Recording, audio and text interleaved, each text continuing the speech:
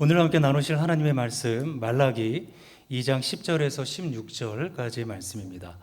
말라기 2장 10절에서 16절 구약 성경 페이지수 1328페이지가 됩니다. 우리 함께 합독하도록 하겠습니다. 우리는 한 아버지를 가지지 아니하였느냐? 한 하나님께서 지으신 바가 아니냐? 어찌하여 우리 각 사람이 자기 형제에게 거짓을 행하여 우리 조상들의 언약을 욕되게 하느냐? 유다는 거짓을 행하였고 이스라엘과 예루살렘 중에서는 가증한 일을 행하였으며 유다는 여호와께서 사랑하시는 그 성결을 욕되게 하여 이방신의 딸과 결혼하였으니 이 일을 행하는 사람에게 속한 자는 깨는 자나 응답하는 자는 물론이요 만군의 여호와께서 제사를 드리는 자도 여호와께서 야곱의 장막 가운데서 끊어 버리시리라. 너희가 이런 일도 행하나니 곧 눈물과 울음과 탄식으로 여호와의 제단을 가리게 하는도다.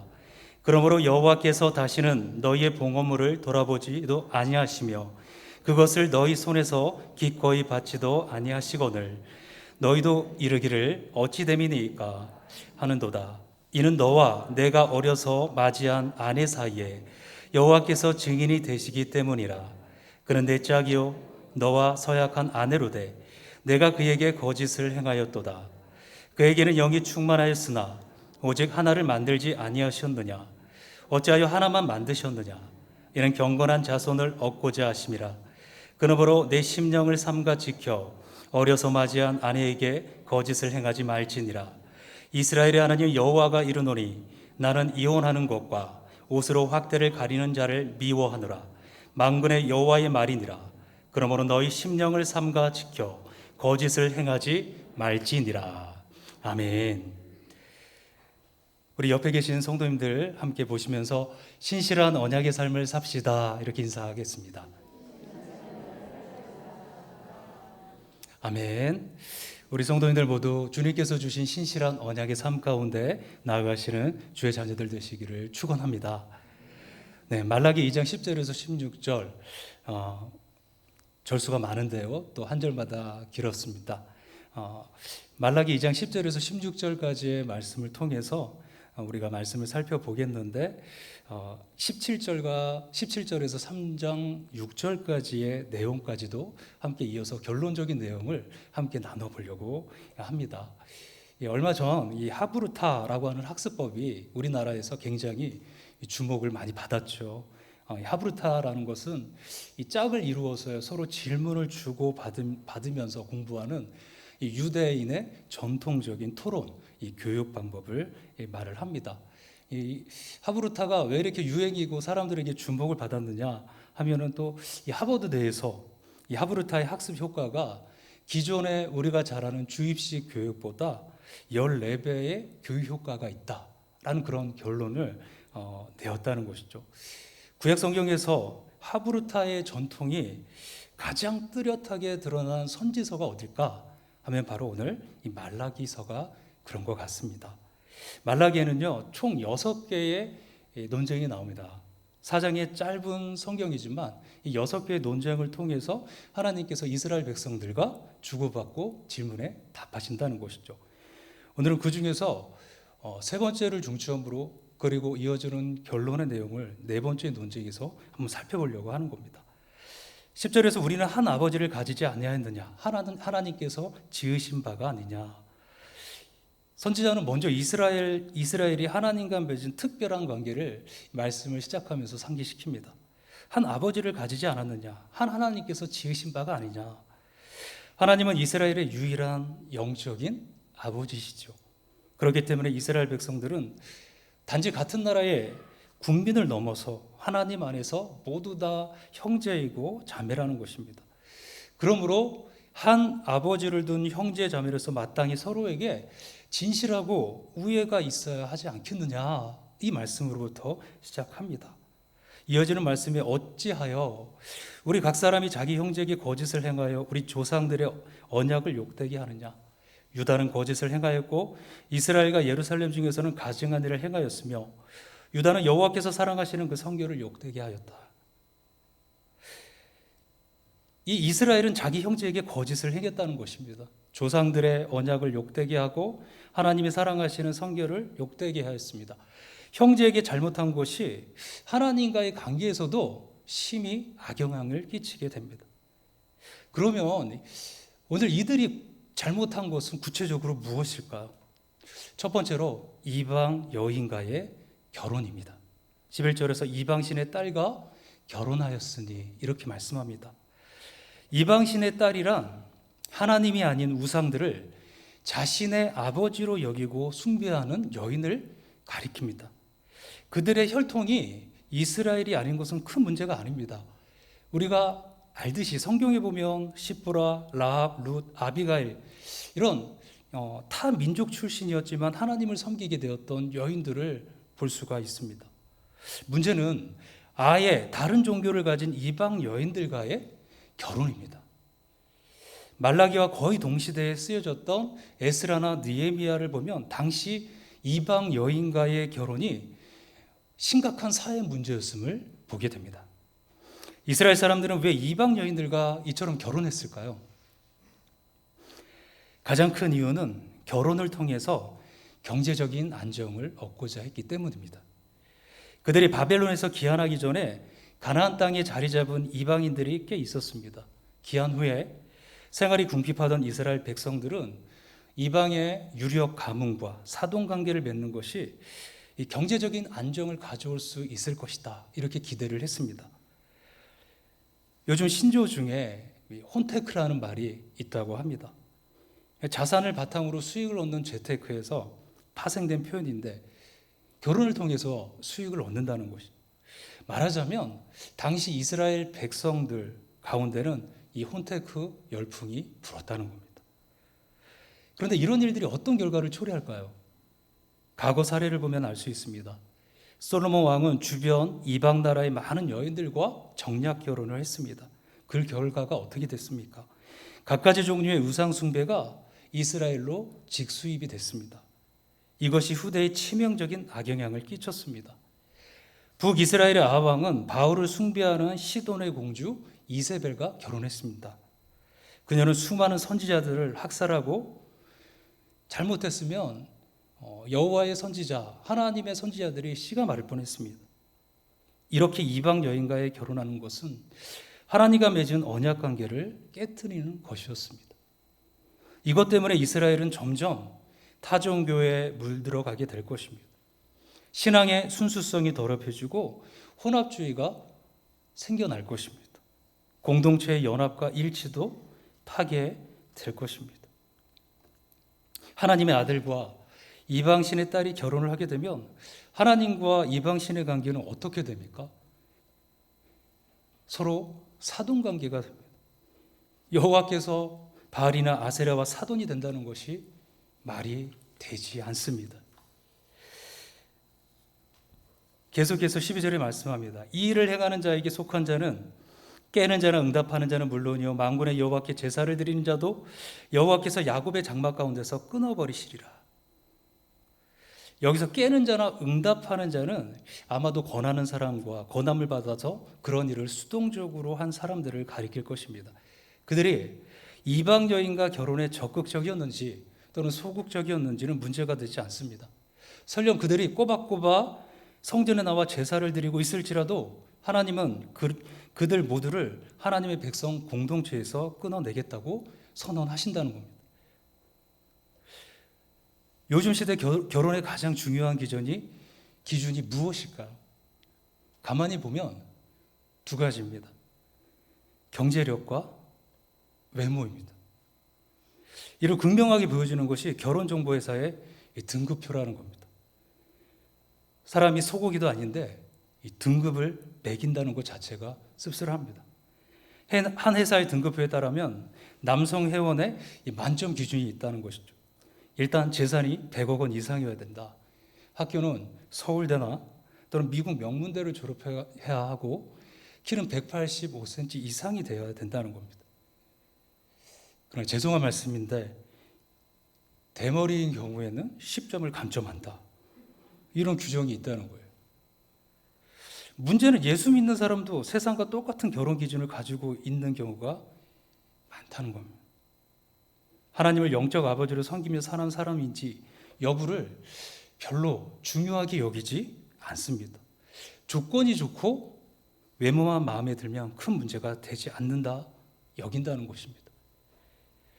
이렇게 결혼하고 나서 하나님으로부터 점점 멀어지다가 결국 신앙을 잃어버리는 경우를 우리가 종종 보게 되는 것입니다. 두 번째, 하나님께서 말씀하시는 문제는 이혼과 학대라는 것입니다. 13절에서 너희가 이런 일도 행하나니 곧 눈물과 울음과 탄식으로 여호와의 제단을 가리게 하는도다. 그러므로 여호와께서 다시는 너희의 봉헌물을 돌아보지도 아니하시며 그것을 너희 손에서 기꺼이 받지도 아니하시거늘. 어쩌면 이방인 이 여인과의 결혼보다 더 큰 문제의 제기는 이것입니다. 선지자는 말합니다. 너희가 이방 여인과의 결혼만 아니라 심지어 이런 일까지 행했다. 이런 일이란 그들이 저지른 일들인데 피해를 입은 사람들이 눈물과 울음과 탄식으로 하나님 앞에 나와 여호와의 제단을 가리게 했다라는 겁니다.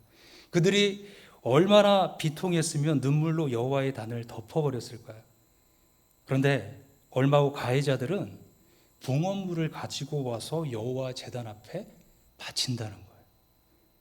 남의 가슴에 피멍이 들게 해놓고 본인은 여호와의 제단에 와서 뻔뻔하게 제물을 바친다는 것입니다. 하나님께서 그들의 제물을 받으실 수 있겠습니까? 당연히 하나님은 그 제물을 거절하십니다. 14절에 너희는 이르기를 어찌 됨이니까 하는도다. 이는 너와 내가 어려서 맞이한 아내 사이에 여호와께서 증인이 되시기 때문이라. 그는 내 짝이요 너와 서약한 아내로 돼 내가 그에게 거짓을 행하였다. 그래서 이스라엘 남자들이 이야기합니다. 어찌 됨이니까 이것이 왜 봉헌물을 받지 않으십니까? 도대체 제물에 무슨 문제가 있냐라는 반응입니다. 그러나 문제는 그 제물 자체가 아니라 그들의 짝이요 그들과 서약한 아내에게 행한 거짓이 문제입니다. 여기서 거짓이란 서약을 깨트리는 행위를 말합니다. 혼인 서약을 할 때 주례는 신랑과 신부에게 이렇게 질문합니다. 슬플 때나 기쁠 때나 검은 머리가 팥뿌리가 될 때까지 변함없이 사랑하고 살펴주고 함께 동역하고 섬겨주겠습니까? 이때 신랑 신부는 아멘이라고 주저없이 대답을 합니다. 결혼식을 축하하러 온 수많은 하객들이 이 서약의 증인들입니다. 그런데 이 자리에는 보이지 않는 증인이 한 분 더 계십니다. 부부가 하나님 앞에서 서약을 했기 때문에 하나님이 증인이십니다. 고대 시대의 증인은 이런 사실관계를 진술하는 역할만 하는 것이 아닙니다.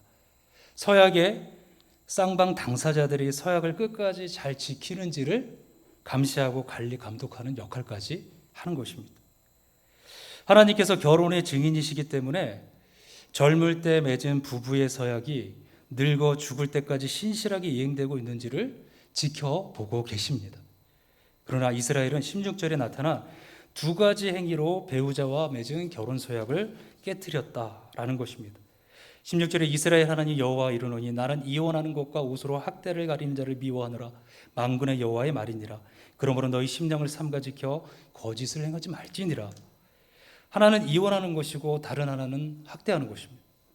말라기 당시 이스라엘 사람들 중에서 어떤 이는 처가의 재산이 변변하지 못하는 이유로 조강지처를 벌이고 부유한 이방 여인의 딸과 재혼합니다. 아내가 병들었다는 이유로, 못생겼다는 이유로, 심지어 실증이 났다는 이유로 이혼을 합니다. 당시 이렇게 이혼을 당한 여인은 곧바로 극빈충으로 전락합니다. 아이들과 생이별을 하고 나서 원통하고 슬픈 마음을 가눌 길이 없어 여호와의 제단 앞에 나와 쉴 새 없이 눈물을 쏟습니다. 그들의 탄식 소리, 울음소리를 하나님은 날마다 들으셨습니다. 설령 이혼을 당하지 않았다 하더라도 남편에게 지속적으로 학대를 당하는 아내들이 있었습니다. 언어폭력은 기본이고 신체의 폭력을 가하는 일도 비일비재합니다. 힘없는 아내는 일방적으로 당할 수밖에 없습니다. 아내의 몸에 상처가 나거나 멍이 들면 남편은 옷으로 그 부위를 가리게 했습니다. 그래 놓고선 밖에 나가서는 세상에 둘도 없는 남편인 양 연기를 합니다. 하나님이 보시기에 그 모습이 얼마나 가증스러웠겠습니까? 이스라엘 가운데 이렇게 하나님이 미워하시는 이혼과 학대가 만연하게 된 근본 원인이 무엇일까요? 그것은 바로 그들에게 결혼이 무엇인지 개념이 없었기 때문입니다. 설령 머리로는 알고 있었을지라도 이것을 마음으로 깊이 영접하지 않았기 때문입니다. 그래서 15절에 그렇게 말씀하십니다. 결혼은 이것이다, 성경에서 말씀하시는 거죠. 그에게는 영이 충만하였으나 오직 하나를 만들지 아니하셨느냐, 어찌하여 하나만 만드셨느냐, 이는 경건한 자손을 얻고자 하심이라.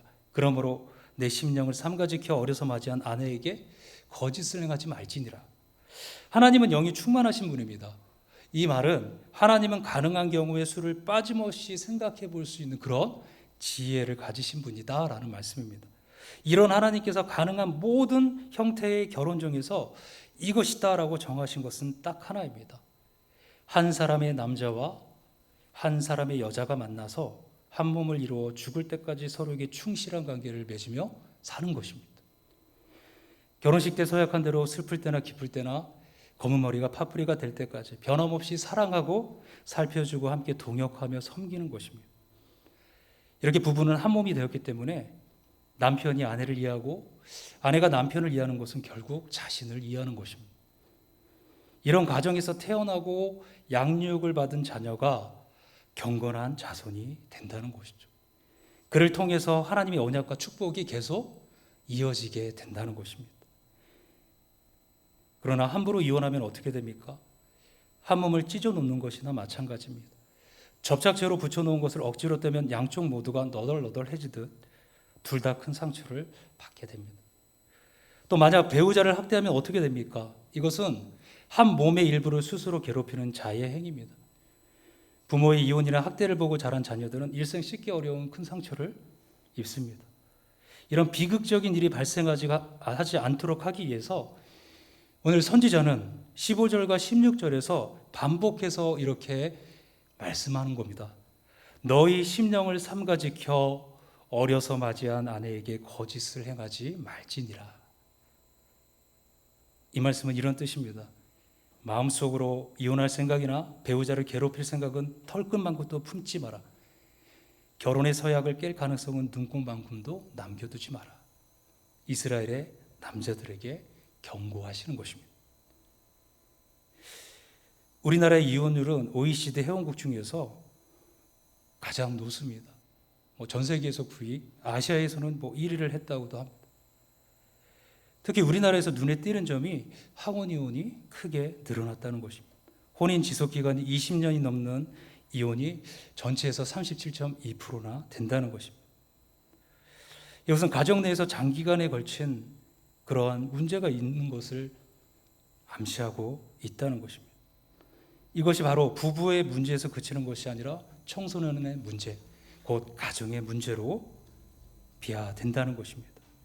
우리가 분명히 알아야 할 것은 우리 삶의 준칙이 세상의 법이나 관습이 아니라 하나님의 말씀이라는 사실입니다. 사회가 아무리 용인한다 할지라도 하나님이 미워하시는 것은 미워하시는 것입니다. 그리고 우리는 하나님이 미워하신 일을 결코 해서는 안 되는 것입니다. 뿐만 아니라 보다 적극적으로 하나님께서 맺어주신 짝을 뼈 중에 뼈요 살 중에 살로 여기고 사랑하고 아끼며 존중하는 삶을 살아야 하는 것이죠. 그렇게 할 때 우리 가정이 견고해지고 세워지며 우리 신앙 또한 바르게 세워진다는 것입니다. 더 나아가서 우리가 이 세상의 본이 되고 선한 영향력을 끼치는 교회가 될 것입니다.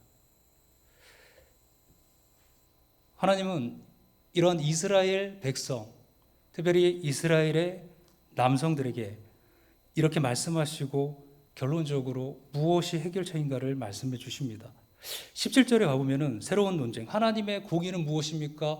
정의는 무엇입니까? 말라기서에서 이야기하는 특징 중에 하나님이 어떻게 하셨습니까? 어떻게 하셨습니까? 질문하는 가운데 하나님이 정의롭습니까? 라고 이렇게까지 질문하게 됩니다. 너희가 말로 여호와를 괴롭게 하고도 이르기를 우리가 어떻게 여호와를 괴롭혀 드렸나이까 하는도다. 이는 너희가 말하기를 모든 악을 행하는 자는 여호와의 눈에 좋게 보이며 그에게 기쁨이 된다 하며 또 말하기를 정의의 하나님이 어디 계시냐. 선지자는 이스라엘이 말로 하나님을 괴롭게 한다 선언합니다. 이에 그들은 어떻게 하나님을 우리가 괴롭겠냐 반문합니다. 하지만 증거가 있습니다. 녹음 재생 버튼을 눌러보니 그들의 말이 이렇게 나옵니다. 하나님은 말이야 앞만 봐도 악인을 좋게 보시고 그들을 더 사랑하시는 분들 같아. 맞아, 도대체 정의의 하나님이 계시기는 한 거야. 하나같이 하나님에게 모욕감을 주는 발언들입니다. 이방 민족도 아닌 하나님의 백성들이 이런 말을 주고받으니 하나님의 마음이 얼마나 아프시겠습니까? 그들이 왜 이런 말을 하게 되었을까요? 바로 현실에 대한 실망과 삶의 고통이 그들의 마음을 멍들게 했기 때문입니다. 바벨론이나 페르시아 제국은 우상을 숭배하는 나라입니다. 악한 자들을 착취하고 잔인하게 죽인 자들입니다. 그런데 그들이 망하기는커녕 해가 갈수록 더욱더 승승장구합니다. 반면에 이스라엘 백성들의 삶은 고달픕니다. 가까스로 성전을 재건했는데 별로 달라진 것이 없습니다. 이런 모습에 그들은 처음에는 섭섭했고 다음에는 원망했습니다. 이제는 하나님께 독설에 가까운 막말도 서슴지 않는 것입니다. 이에 대해서 하나님이 이렇게 말씀합니다. 만군의 여호와가 이르노라. 보라, 내가 내 사자를 보내리니 그가 내 앞에서 길을 준비할 것이요 또 너희가 구하는 바 주가 갑자기 주의 성전에 임하시리니 곧 너희가 사모하는 바 언약의 사자가 임하실 것이라. 3장 1절의 말씀입니다. 이 구절 속에 두 사자가 나옵니다. 먼저 나오는 여호와의 오실 길을 준비하는 사자는 세례 요한을 이야기합니다. 하반절에 나오는 언약의 사자는 바로 예수 그리스도를 의미합니다. 공의의 하나님이 어디 계시냐는 백성들의 질문에 하나님은 바로 이렇게 말씀하십니다. 하나님의 답변은 이것입니다. 예수 그리스도. 어째서 예수님이 답이 되십니까?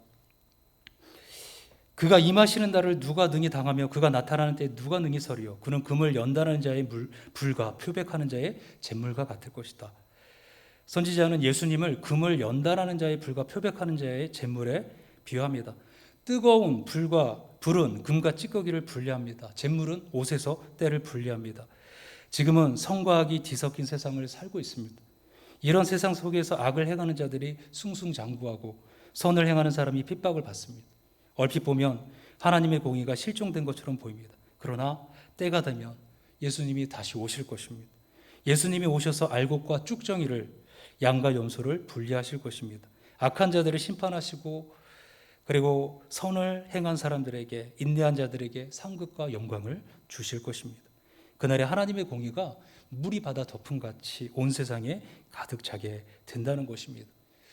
말씀의 결론입니다. 그것을 통해서 하나님은 우리에게 이것을 말씀하십니다. 첫째, 이스라엘을 깨끗하게 하여 온전한 예배를 드리게 할 것이다. 언약의 사자는 레위 자손으로부터 깨끗하게 하십니다. 말씀에 보면 금과 은같이 그들을 연단하십니다.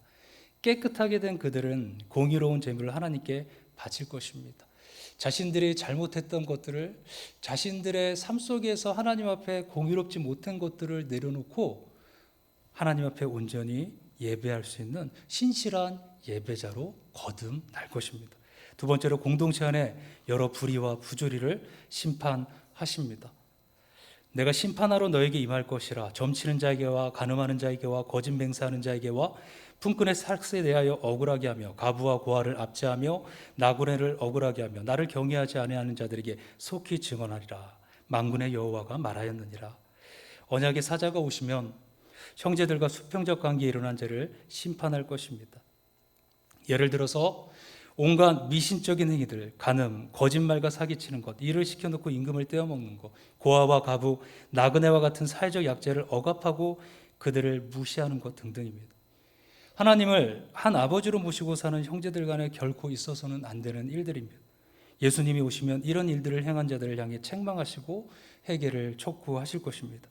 진실되게 회개하고 돌이키면 용서를 받겠지만 끝까지 죄악의 길을 고집하는 자에게는 징계와 심판이 임할 수밖에 없다는 것입니다. 다들 우리 시대의 화두가 공정과 정의라고 합니다. 얼마 전 대선이 마쳤는데 지금까지도 이 공정과 정의를 서로 간에 외칩니다. 그러나 과연 그 목소리들이 정말 공정과 정의를 이룰 수 있을까요? 사람들이 외치는 공정과 정의는 주로 타인을 향하고 있습니다.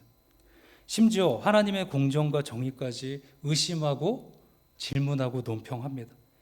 그러나 내 자신은 과연 얼마나 공정하고 정의롭습니까? 내 안에도 똑같은 불공정과 불의가 자리 잡고 있지는 않습니까? 예수님은 세상을 심판하시기에 앞서서 먼저 우리를 깨끗하게 하시길 원하십니다. 뜨거운 물에 넣어서라도 불순물을 제거하고자 하신다는 것입니다. 우리의 삶의 크고 작은 시련들은 바로 하나님이 공의롭지 않아서도 아니고 우리에게 무관심해서도 아닙니다. 죄로 오염된 우리를 깨끗하게 해서 정금같이 나오게 하시려는 것입니다. 그러므로 오늘 우리는 신실한 주님의 언약을 기억하기를 원합니다. 그래서 우리가 하나님께 온전한 예배를 드리는 예배자가 되어지고 그리스도의 복음의 능력으로 형제와 자매들을 뜨겁게 사랑하고 섬기는 그러한 공동체 되어지기를 주님의 이름으로 축원합니다. 함께 기도하겠습니다. 살아계신 주님 감사합니다. 주님 우리를 향한 신실한 언약으로 자녀 삼아 주셨습니다. 오늘 우리도 신실한 언약 가운데 살아가는 믿음의 자녀들, 그래서 온전한 예배 가운데 나가는 주의 자녀들 되게 하여 주시옵소서. 감사드리며 예수님의 이름으로 기도합니다. 아멘.